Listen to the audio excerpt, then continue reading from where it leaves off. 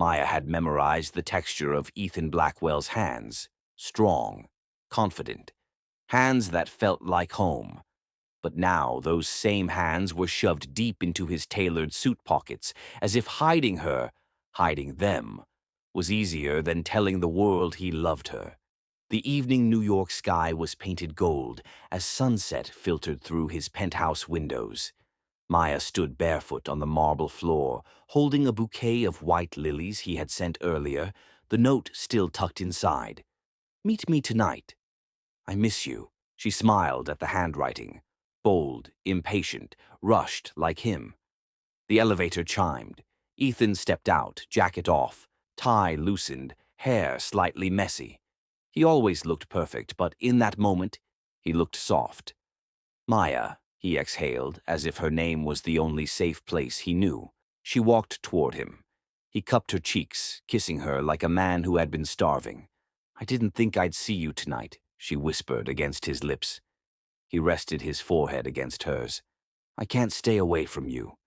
Her heartbeat stumbled. His voice alone could pull every breath from her lungs. They ate takeout on the floor because Ethan said it made him feel normal. No business deals, no expensive wines. Just them, legs tangled, laughing about nothing and everything. Maya studied his face, the sharp jaw, the piercing blue eyes that softened only for her. She touched his cheek. "Why won't you let people know about us?" His hands faltered around hers. "You know my world," he murmured. "People talk. Investors judge. I can't give them scandal." She smiled gently. "I'm not asking for a parade. Just acknowledgement. Just pride." He didn't answer. A quiet ache formed between them. Later that night, she dressed in an emerald green dress. Simple, elegant. Ethan watched from the doorway, eyes tracing every curve like worship. "You look beautiful," he said. "I want to go with you tonight." His expression shifted, admiration quickly swallowed by hesitation. "The gala isn't the kind of event where we show up together." Maya's voice broke a little. "But we're together." "Maya, please," he said, rubbing his temple. "I just need more time." She swallowed her disappointment. Time.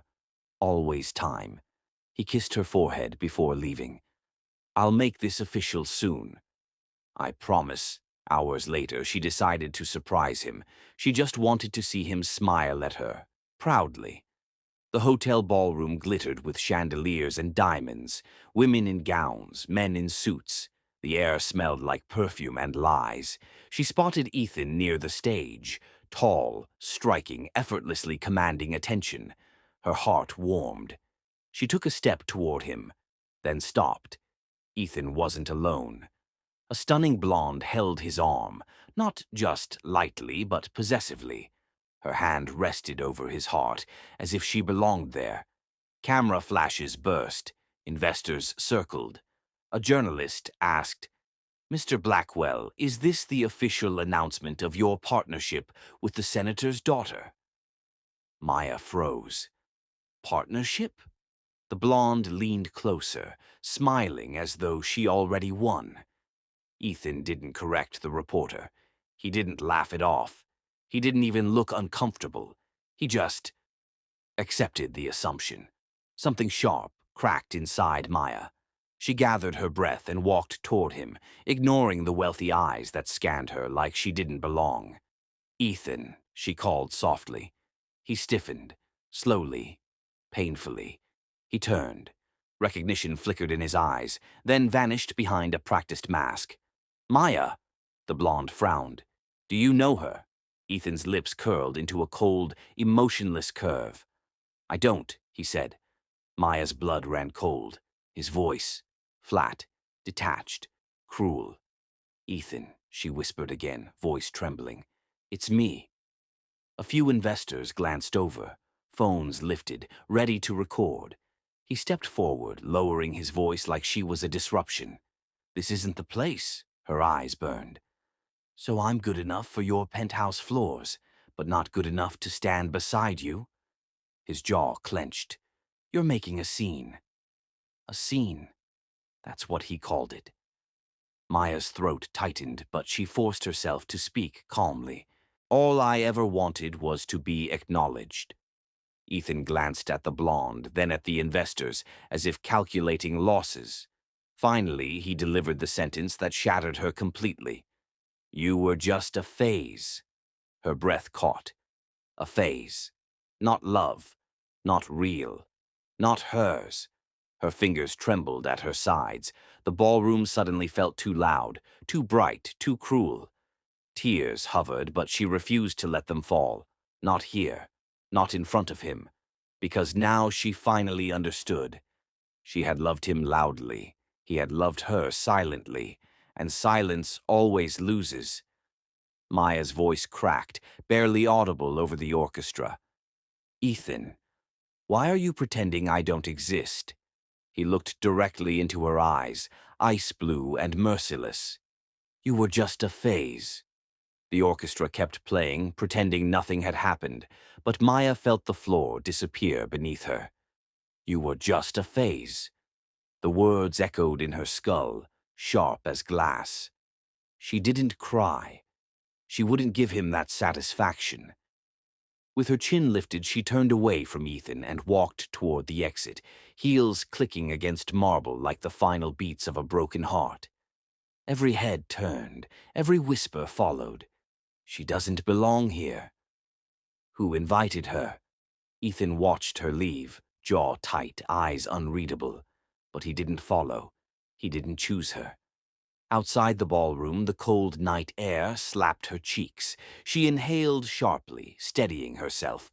A hand grabbed her arm. Maya spun around. Victoria Blackwell, Ethan's mother, stood there. Elegant, cold, power polished into a smile. Come, she said smoothly. We need to talk. Maya didn't trust her, but she followed. They walked into an empty corridor, far from the music and laughter. Victoria shut the door, her diamond bracelet catching the light like a blade. You should leave, Ethan. Maya blinked. I didn't know. You knew about us. Victoria laughed softly. I know everything that could ruin my son. Maya straightened. I'm not ruining him.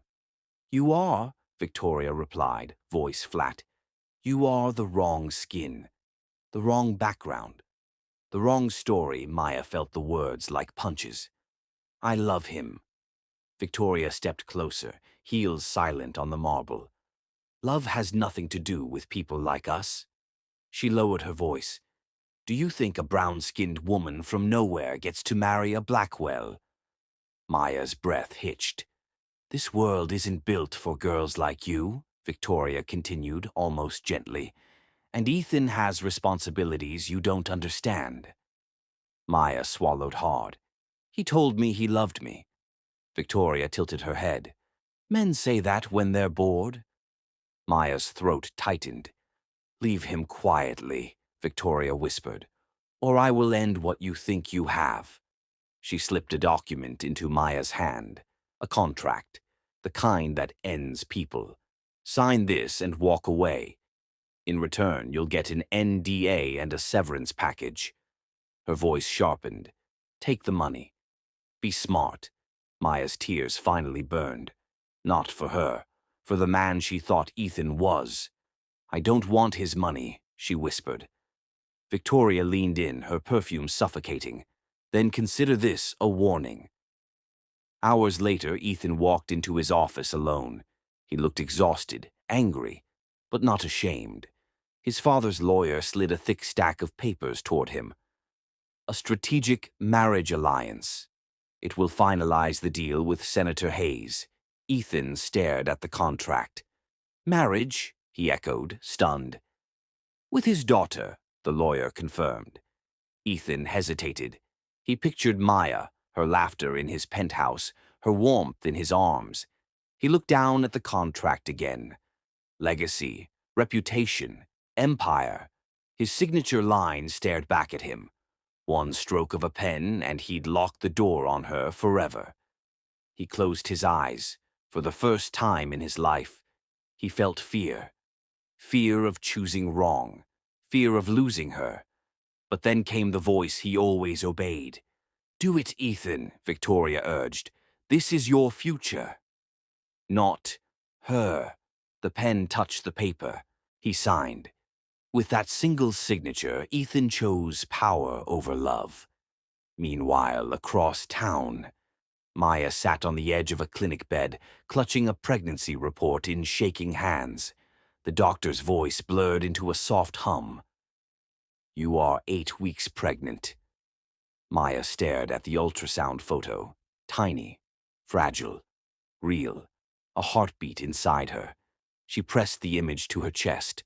A sob escaped her, quiet, broken, sacred. She whispered to the paper as if it were a person, "I thought your father would fight for us. For you." Hot tears slid down her cheeks. "I won't let anyone tear us apart." That night she returned to Ethan's penthouse, not as a lover, not as a secret, but as a woman who deserved better. She moved quietly, packing her belongings, the hoodie she stole from him, the book they read together on the rooftop, the dried lilies from their first date. Each item carried a memory. Each memory felt like a goodbye. On his desk she placed a single sheet of paper. Her handwriting trembled. "I'm not leaving because I stopped loving you. I'm leaving because you stopped choosing me." She hesitated, then added the final sentence. "I'm pregnant." She placed the ultrasound photo beside it. Maya touched her stomach, whispered a promise to her baby, and left the key on the desk. No tears, no hesitation. She walked toward the door, but as she turned the knob, it clicked. The door swung open. Ethan stood there, eyes tired, tie loose, contract folder in his hand. They stared at each other. She tried to step past him. He reached out instinctively. "Maya." She shook off his hand. "Don't," she said softly. "There's nothing left to say." She walked away, heels echoing like the last beats of a dying love. Ethan entered his office, dropped the folder on his desk, and saw the letter. He read the last line. His hands trembled. "I'm pregnant." Ethan stood completely still. The city lights filtered through the penthouse windows, shimmering against the paper in his trembling hand. 4 words stared back at him. "I'm pregnant." His pulse hammered against his ribs.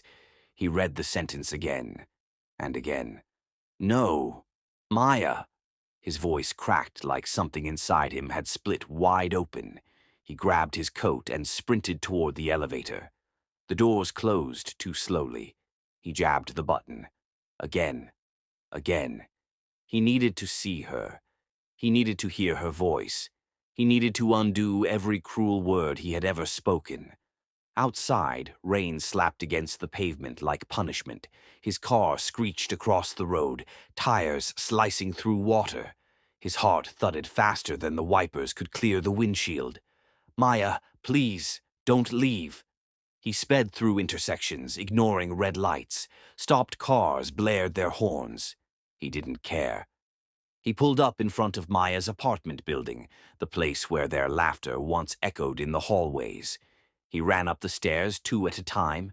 His chest burned, his lungs screamed, his heart prayed. He reached her door. He knocked. "Maya, open the door." Silence. He tried again. "Maya, please, just talk to me." Nothing. He grabbed the doorknob. It turned, unlocked. He stepped inside. The apartment was empty. Not just empty, hollow. The kind of emptiness that tasted like loss. No perfume lingering in the air. No sketches, no books, no clothes. Just dust outlines where frames once sat. Ethan walked slowly inside, each step echoing. His throat tightened. "Maya?" His voice was barely a whisper. He walked to the bedroom. Closet doors hung open. Bare hangers swung lightly as if mocking him. The window curtains swayed with the breeze. Her world gone. He found one thing on the bedside table, a bracelet, the one he had bought for her from a street vendor, not caring that it wasn't expensive. She had loved it anyway. Ethan picked it up and sat on the edge of the bed. His chest caved in. He closed his fist around the bracelet. A tear slid down his cheek. He whispered her name again. Maya. Behind him, footsteps approached. He turned. His mother stood at the doorway, elegant, composed, unaffected. Victoria Knight. She looked at the scattered dust outlines and shrugged like nothing here mattered. So, she said coolly, she actually left. Ethan stood up, eyes blazing. You knew, he demanded. You knew she was leaving and you said nothing? Victoria smiled, but it didn't reach her eyes. I told her the truth. What truth? That you have a future that doesn't include her. Ethan's breath hitched. His fingers tightened around the bracelet. She left me, he whispered, voice fragile. Victoria walked farther inside, heels clicking sharply against the wooden floor.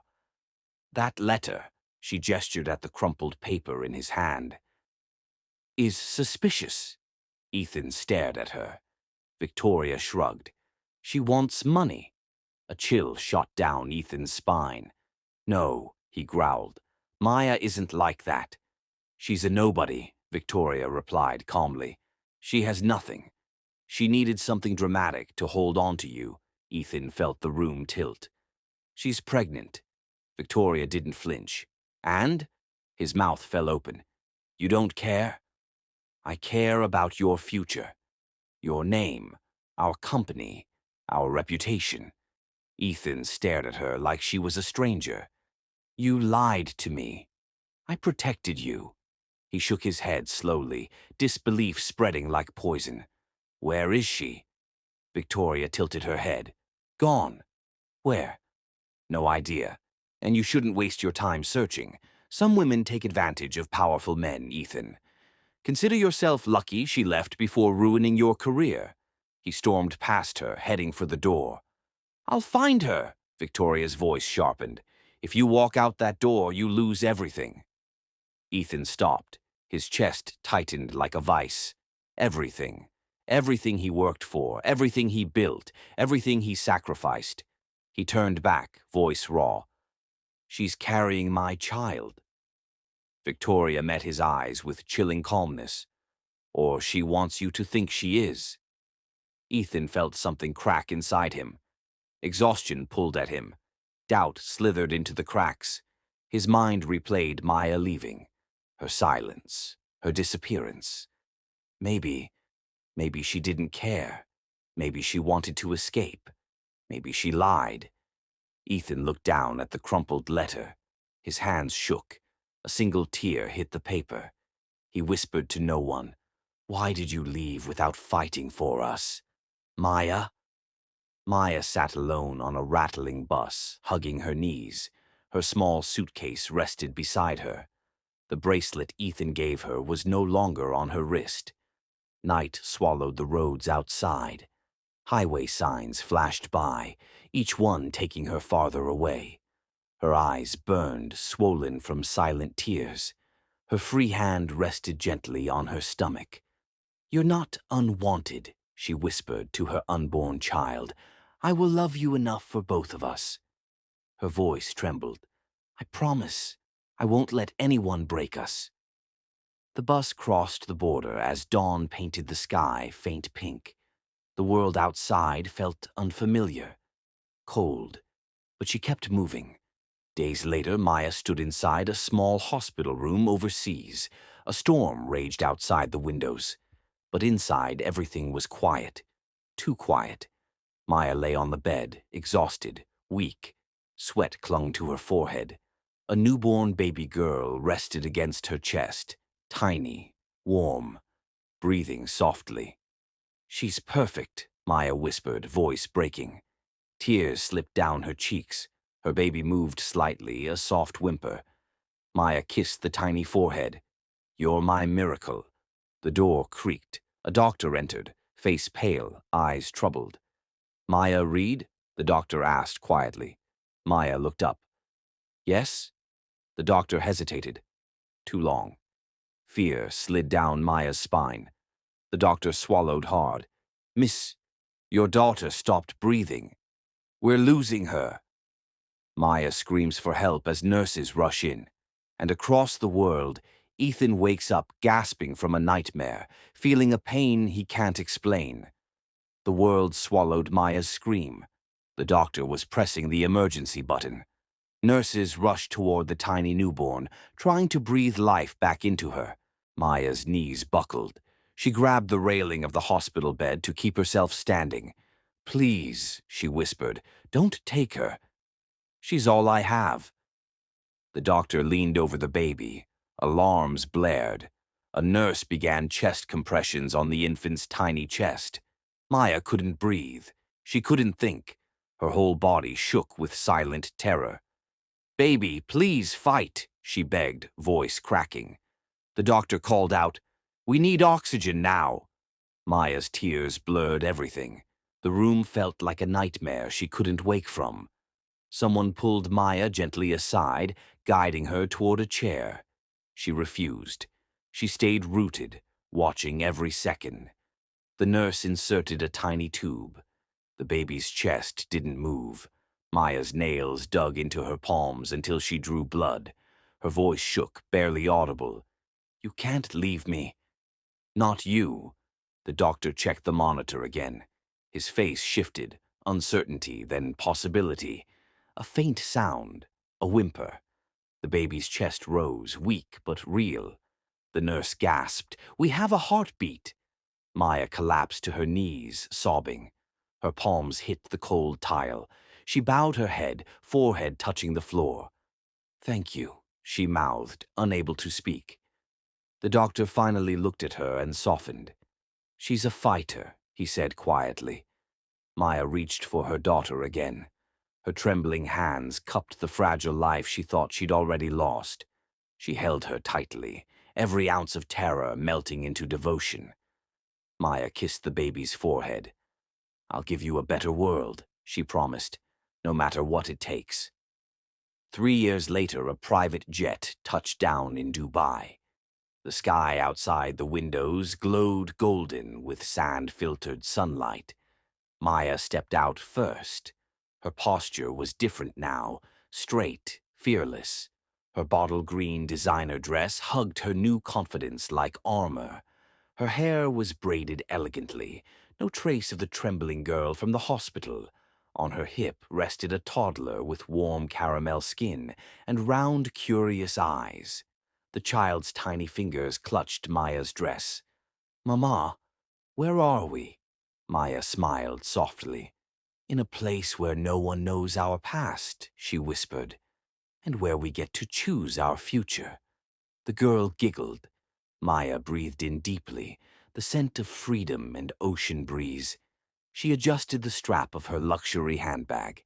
Everything she had now she built alone. No man funded her success. No one controlled her destiny. She had a business, small, but hers. She had peace, fragile but real. She had her daughter, her reason to breathe. Meanwhile, in New York, Ethan stood in front of a mirror inside a penthouse that felt like a museum. He buttoned the cuffs of his suit, perfect, expensive, lifeless. Veronica stood behind him, applying lipstick, expression blank. They didn't talk anymore. They didn't touch. They existed like strangers sharing an empty gold cage. Ethan glanced at her reflection. She didn't look up. He swallowed. He felt nothing. He thought this life would give him peace. Instead, it hollowed him out. Every night he woke from the same dream. Maya turning away. Maya crying. Maya disappearing. He didn't know why the dream haunted him. He didn't know what he had lost. He only felt the vacancy. The love he threw away echoed through every silent room of his penthouse. Veronica finally spoke. "We have a hotel launch meeting in Dubai. Don't embarrass me." He didn't respond. He walked past her, not looking back. The elevator doors closed on his empty reflection. Luxury hotel lobby, Dubai glass walls, marble floors, soft music from a grand piano. People turned to look as Maya entered. not because of her beauty, but because of her confidence. Her daughter rested her head on Maya's shoulder. "Are we staying here, Mama?" "Yes, baby." Just for a few days, Maya walked toward the reception desk. A hotel staff member greeted her warmly. "Good afternoon, ma'am." "Reservation name?" "Maya Carter," she replied, using her mother's maiden name. "Never Ethan's. Never again." The receptionist typed, "Welcome back to Dubai, Miss Carter." Maya smiled politely. Her daughter pointed at a water fountain. "It looks like sparkles." Maya kissed her forehead. "You're the sparkle." A bell guy reached for her suitcase. Maya thanked him with a nod. She shifted her daughter to her other hip. The little girl played with Maya's braided hair. Maya touched the toddler's tiny hand. "You hungry?" The girl's eyes widened. "Fries." Maya laughed softly. She turned and froze. Across the lobby, a tall man entered the glass doors, black tailored suit, sharp jaw, blue eyes that once softened only for her. Time had carved something new into his face: regret, fatigue, loneliness. Ethan. He didn't see her at first. He spoke to staff, distracted, emotionless. Maya's heart slammed against her ribs. Her breath caught. Not from love, from memory, from ache, from every wound she spent 3 years stitching shut. Her daughter tugged her dress. "Mama?" Maya blinked, forcing herself to focus. She turned away. But fate moved faster. Ethan lifted his head. His eyes locked on Maya. He stopped walking. The world fell silent. Ethan takes one step forward, disbelief flooding his face. His voice breaks. "Maya?" The rain had stopped hours ago, but the heaviness in the air clung to every wall of Ethan's penthouse. Glass windows framed the skyline, a kingdom of lights he had built with his own hands. Yet tonight none of it gave him pride. He heard the elevator chime behind him. Footsteps, slow, steady, unfamiliar. When he turned, Maya stepped into the room, wearing strength like armor.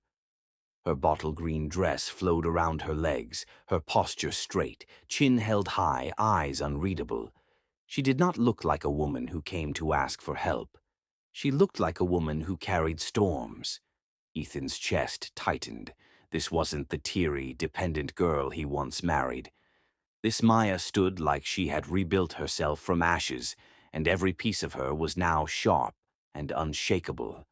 "So," he began, voice clipped, hiding his shock beneath arrogance, "you finally decided to come back." Maya didn't even flinch. "I'm only here because I needed to return your mother's documents," she said, placing an envelope on the table. "Nothing more." Ethan's jaw flexed. Of course, straight to business. No warmth, no hesitation, no us. He crossed his arms. "You could have mailed them. You didn't have to show up here." "I know," Maya replied coolly, "but some things deserve to be handed back in person." Her voice was calm, like the stillness before thunder. Ethan studied her face, searching, begging, for any hint that she still cared. Instead, he found distance, walls, a fortress he couldn't enter. Then movement caught his eye. A tiny figure clutched Maya's hand. A little girl, no older than a toddler, peeked from behind her dress. Soft curls framed her face, and she clung to Maya's leg with the quiet confidence only loved children had. Ethan blinked. "A baby? You have a kid?" His tone slipped, shock making him clumsy. Maya didn't answer. She simply knelt and fixed the little girl's shoe strap, her expression softening. Ethan watched a version of her he never knew. Warm, gentle, radiant. "You could have asked for money privately," Ethan muttered, bitterness creeping into his tone. "You didn't need to parade your kid here." Maya straightened slowly. Her eyes turned ice cold. "I didn't come here for money." Ethan scoffed. "Right. You just happened to show up to my penthouse with a baby out of pure coincidence." Silence. Maya didn't defend herself. She didn't argue. She simply picked up her daughter and moved toward the sofa. The toddler wriggled in her arms and pointed at the skyline. "Look, Mommy." "Stars." Maya kissed her forehead. "Yes, baby." "They're beautiful." Ethan swallowed hard, her voice softer, warmer. She had never spoken to him like that. Something twisted painfully in his chest. He wanted to look away, to pretend her presence meant nothing. But the child suddenly dropped a small plush rabbit on the floor, right at Ethan's feet. The toy rolled to his shoe. Instinctively, he bent down to pick it up. When he stood and extended the toy toward the girl, she reached out with both hands, tiny fingers brushing his. And then he saw them. Her eyes. Not brown like Maya's, not hazel, but blue. The exact shade of his. Ethan froze. For a second, every sound vanished. The hum of the air conditioner, the distant city traffic, his heartbeat. Everything stopped. He stared deeper, trying to deny the truth screaming at him. That blue. There was only one person he had ever known with eyes that color. Himself. He blinked rapidly, his throat going dry. "Maya?" His voice cracked. "Why does she—" He couldn't finish the sentence. His mind raced back to that stormy night she had walked out. No luggage, no explanation, no goodbye. How long had she been gone? 2 years. 2 years. The girl was about that age. His stomach dropped. He took an uncertain step toward Maya, the toy still trembling in his hand. "Maya," he whispered again, voice trembling. "Why does she look like me?" Maya froze. But her daughter, innocent and unaware of the war breaking in the room, smiled up at him, those crystal blue eyes sparkling like truths that had been hidden too long. Ethan's fingers loosened. The toy slipped, hit the marble floor. The sound echoed like a gunshot, and everything he believed about the past, about Maya, about their divorce, about why she left, cracked in that silence. Ethan's voice shattered. "Maya, is she my daughter?" Ethan's words hung in the air like a gunshot. "Maya, why does she look like me?" Maya felt her throat tighten. She held her daughter closer, instinctively shielding her as if Ethan were a threat, not the man she once loved. The lobby noise faded. All she could hear was her own heart pounding. His gaze fixed on the toddler's blue eyes, his blue eyes, the same color that once softened when he whispered, "I love you," in the dark, now cold and suspicious. "She looks like you because life decided it that way," Maya said quietly. Ethan stepped closer. "Don't lie to me." Maya shifted her daughter to the other hip, muscles tense, spine tall. She refused to show fear. Not after everything. Not after being abandoned when she needed him most. "What do you want from me, Ethan?" she asked, voice low. "I want the truth." Her fingers trembled, but her voice remained steady. "You lost the right to ask for the truth the moment you pretended not to know me." His jaw clenched. "If she's mine, she is not a possession." He inhaled sharply, as if she had slapped him. It wasn't the response he expected. He wanted tears, pleading, regret. Instead, he found a woman who had learned to stand alone. "I never would have abandoned a child," he argued. "You abandoned me." "That's not," he swallowed. "You disappeared.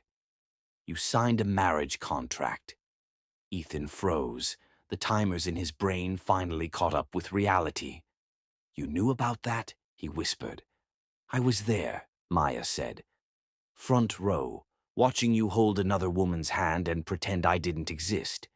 Ethan stepped back as though her words had physically shoved him. Guilt flashed across his face, but just as quickly he shut down the emotion. Pride rose where vulnerability could have been. "I need proof," he said coldly. "Proof," Maya repeated, stunned. "A DNA test." Maya's daughter reached for her discarded toy on the floor.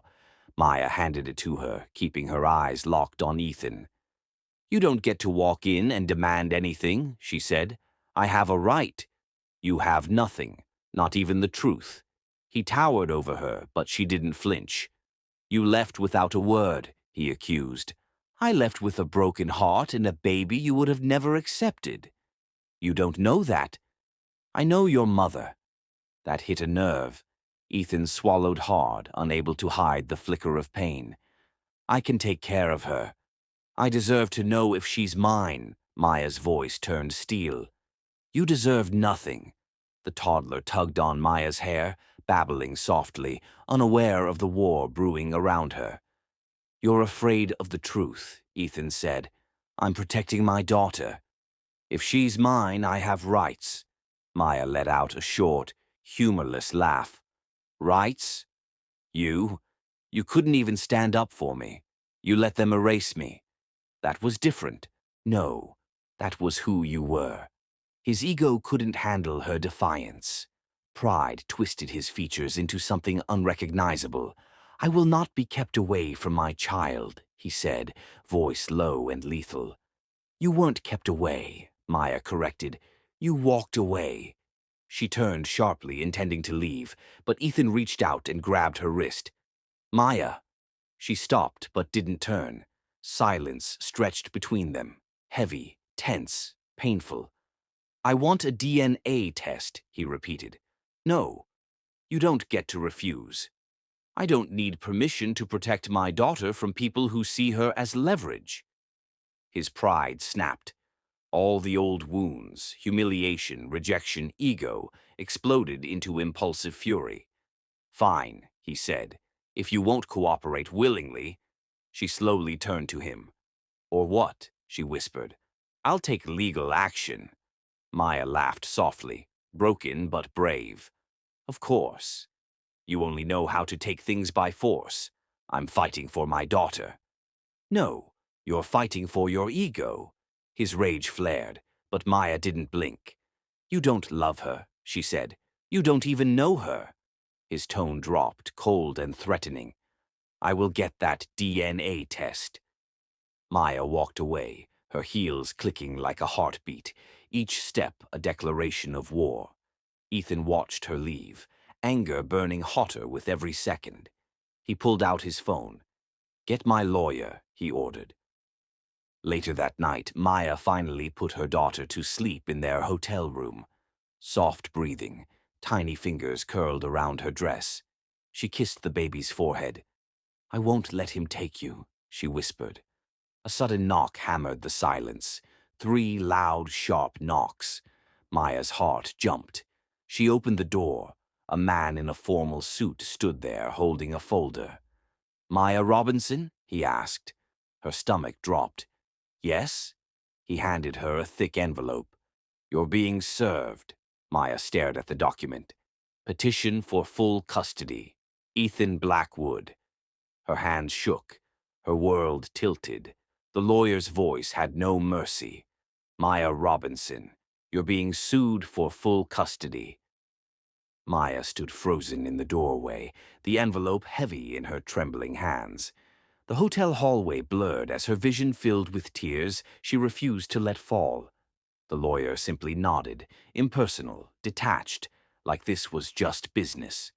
For him, it was paperwork. For her, it was her entire world. She closed the door quietly so her daughter wouldn't wake.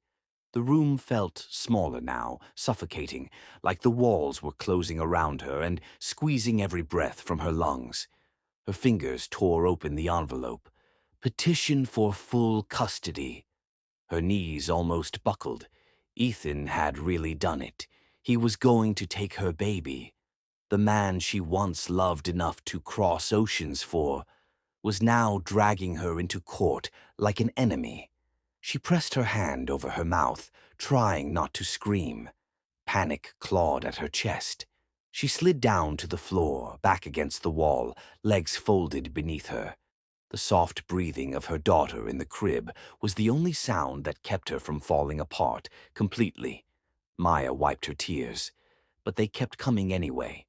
Why, Ethan? she whispered into the silence. "Why are you doing this to us?" Her heart cracked further. Hours passed, long, merciless hours, and soon morning arrived.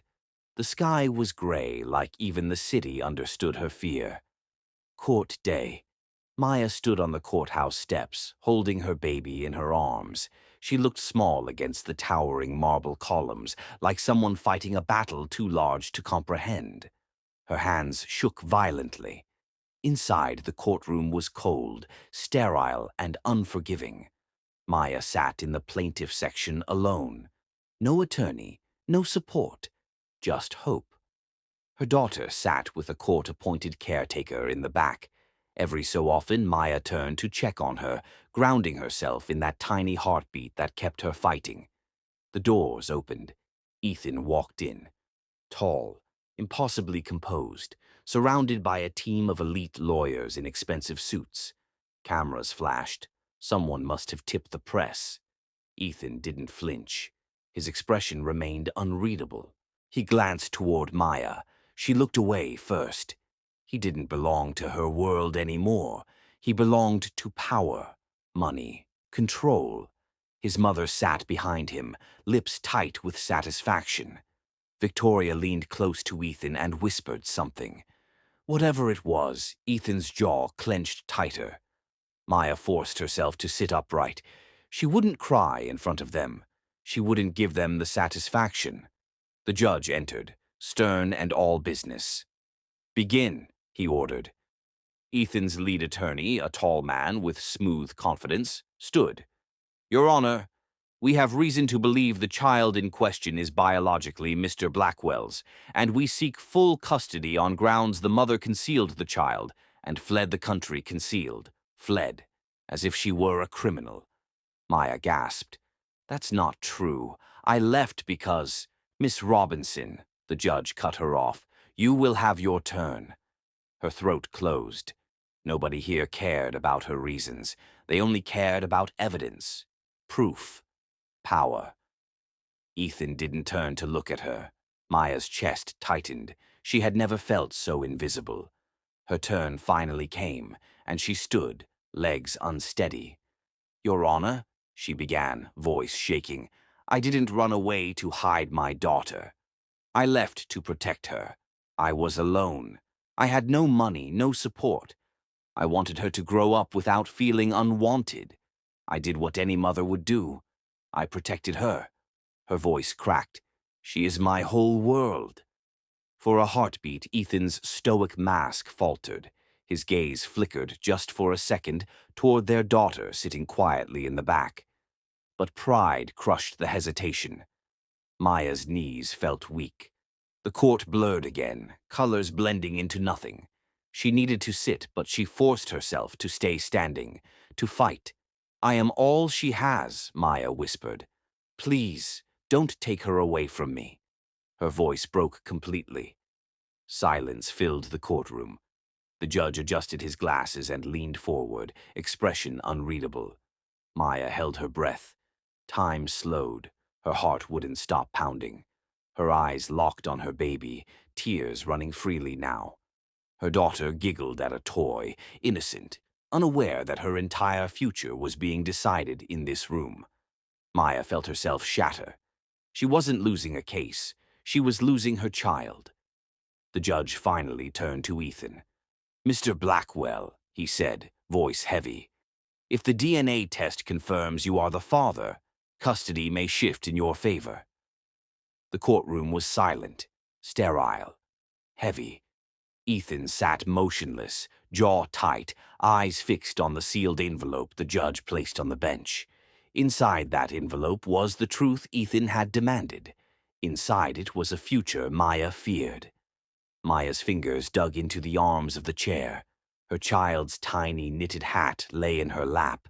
She always brought it to court, as though some part of her daughter's warmth could protect her.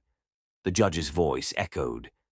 "Results will be revealed this afternoon. The court will reconvene at 5:05, hours away." But to Maya, it felt like a sentence. She walked out of the courtroom first, refusing to look at Ethan. She wouldn't let him see the panic in her chest. She wouldn't let him see the way her world tilted every time she pictured losing her daughter. Ethan followed several steps behind. He wasn't calling her Maya anymore. He was calling her the mother. Power looks different when it's used to hurt. Outside, rain splattered against the courthouse stairs. Maya stood under the stone archway, clutching her coat around her. Every drop that hit the pavement felt like time slipping away. Ethan spoke from behind her, voice low. "When the results come back, I will take responsibility." She turned slowly. Her eyes were exhausted but sharp. "Responsibility? You're trying to take her. That's not responsibility, it's possession." He didn't answer. Maybe because she was right. Hours blurred. The world became waiting. Waiting for a truth she already knew. Waiting for a verdict that could destroy her entire life. At 4:59 p.m., both were back in the courtroom. Maya's heart hammered. Her palms were ice. Her throat burned from holding back everything she was too terrified to say. Ethan sat tense, elbows resting on his knees. He wasn't thinking about business, or reputation, or winning. He was thinking about the little girl with the blue eyes. The judge ripped the envelope open. A single page, a single sentence. He scanned it, raised his eyes. "Ethan Blackwell is confirmed as the biological father. Probability of paternity, 100%. The words dropped like glass shattering. Maya's breath left her body, not surprised, just devastated, because truth wasn't the problem. Power was. Ethan's throat tightened. He whispered, barely audible, "I have a daughter." The judge dismissed the court for the day. Custody hearing resumes next week. But Ethan didn't move. His entire world narrowed to that sentence. "I have a daughter." After court, Ethan went home. But the penthouse felt smaller than ever. Silent. Lifeless. He went into his home office and opened the file the court had handed him. Photos Maya was required to provide. Proof she raised their daughter alone.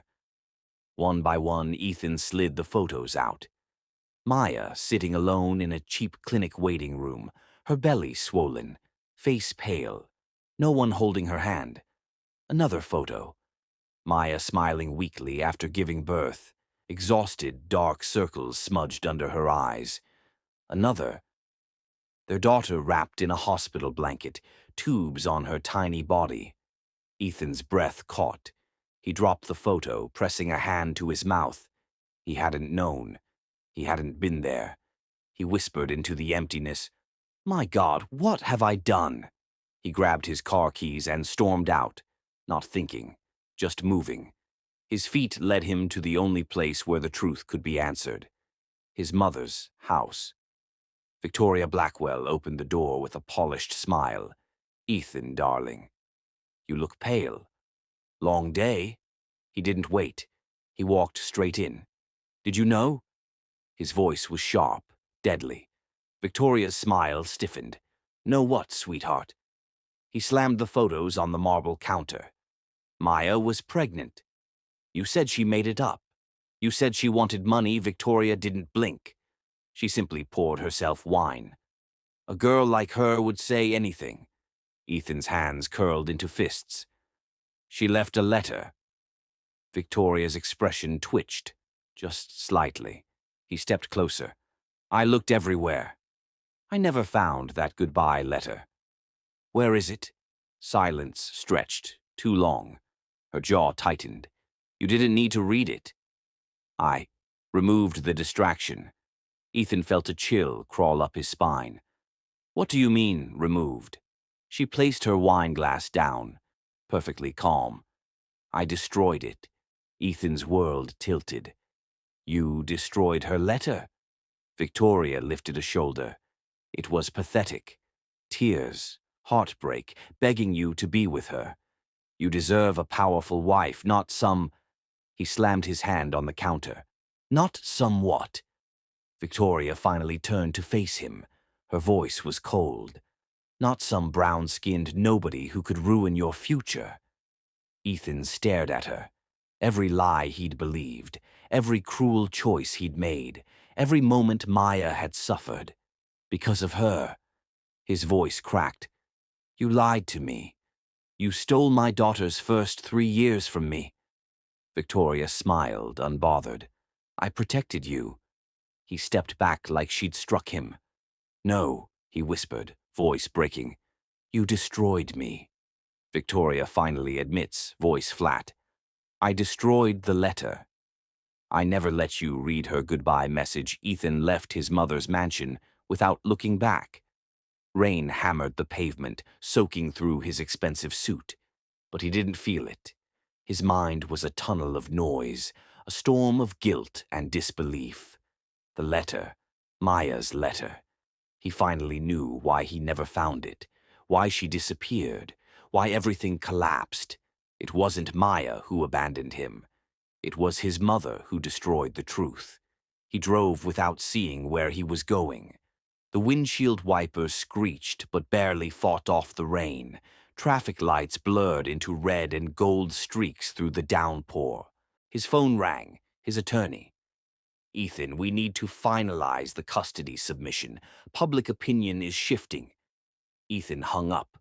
Not another word, not another threat, not another battle fought with pride. He parked somewhere, maybe near the river. He didn't know.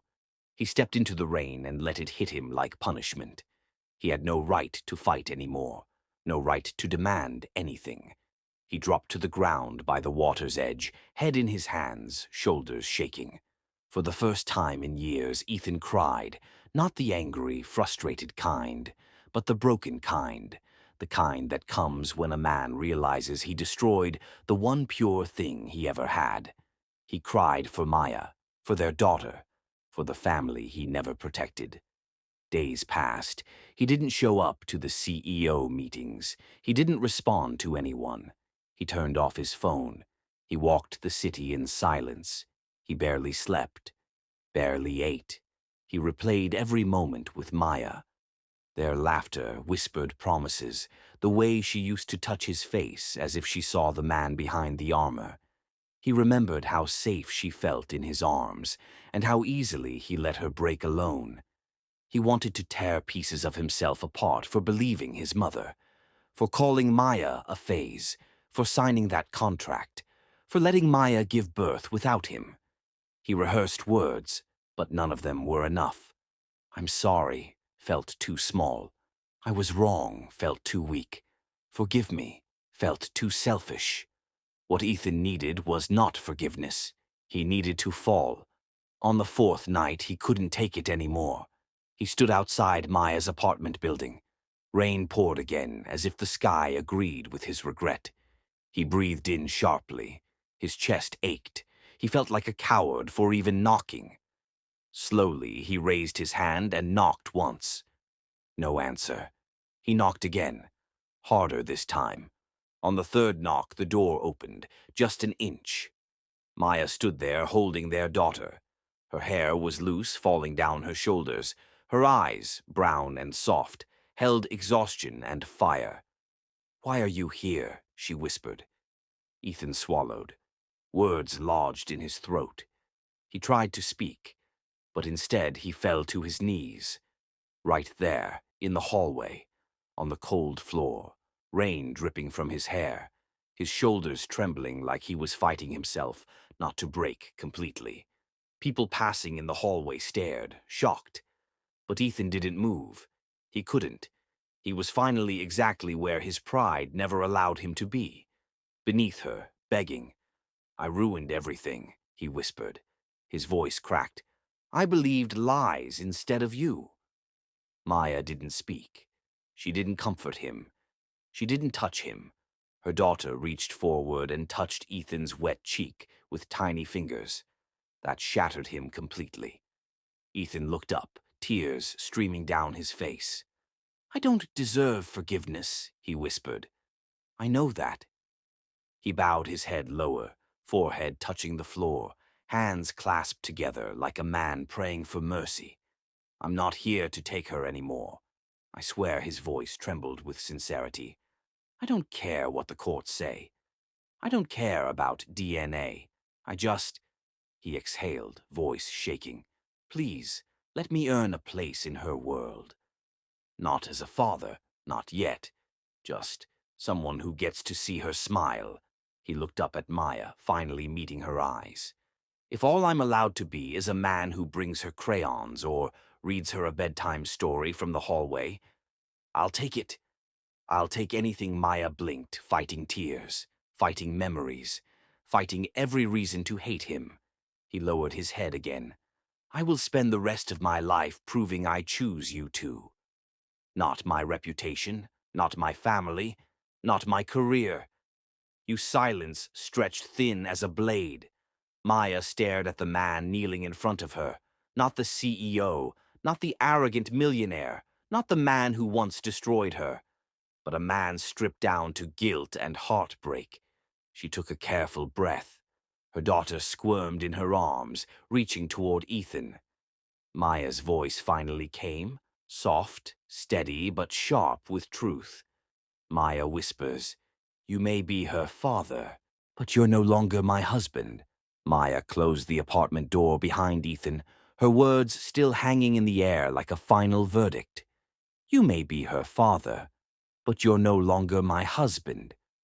Silence swallowed the hallway after the door shut between them. Ethan stood outside, forehead pressed against the cold wood, breathing unevenly. Inside, Maya leaned her back against the same door, eyes closed, fighting the tremble in her chest. Two broken people, separated by a thin barrier and years of hurt. He didn't knock again. He didn't beg. He walked away. Days passed quietly. No more shouting. No more legal threats. No more demands. Only space. Terrifying space. But every morning at 6:30 a.m. sharp, Maya saw the same sight through her window. Ethan sitting outside in his car. Waiting. Not knocking. Not forcing. Just present. He watched their daughter from a distance when Maya walked her to daycare. He would sit in his car, eyes soft and swollen with exhaustion, holding a small lunchbox that said, Dad's for Lily. He never handed it to Lily directly. He placed it gently on the hood of Maya's car and stepped back, allowing her to decide. Day after day, Maya returned the lunchbox untouched. But every day, he still brought one. One morning, rain poured relentlessly. Maya stepped outside holding Lily on her hip. Her umbrella blew sideways, useless against the wind. Ethan rushed from the car, holding a large umbrella over them. Maya instinctively stepped back. I don't need your help. He swallowed. I know you don't. But let me be here anyway. Rain hit his shoulders, soaking him. He remained steady, umbrella fixed above Lily, who giggled and held her small hand toward the falling water. Daddy, look. It sounds like music. Ethan smiled, eyes softening. It does, baby. Maya forced herself to walk past him, but something inside her shifted. Little things added up. Not huge gestures, not grand apologies. Just a man who once destroyed her heart, learning how to show up. The next week, Lily scraped her knee on the playground. Her cry echoed across the field. Ethan sprinted from his car before the teacher even moved, kneeling beside her, voice shaking as he inspected the wound. It's okay, princess. You're safe. Daddy's here. Maya arrived seconds later, breathless. She froze, watching Ethan bandage their daughter's knee, with hands trained by wealth, now trembling with humility. He didn't look at Maya when he spoke. I'm not trying to replace you. I'm just trying to be what she needs. Maya's voice wavered. I'm just not ready. He nodded, accepting. I'll wait. He meant it.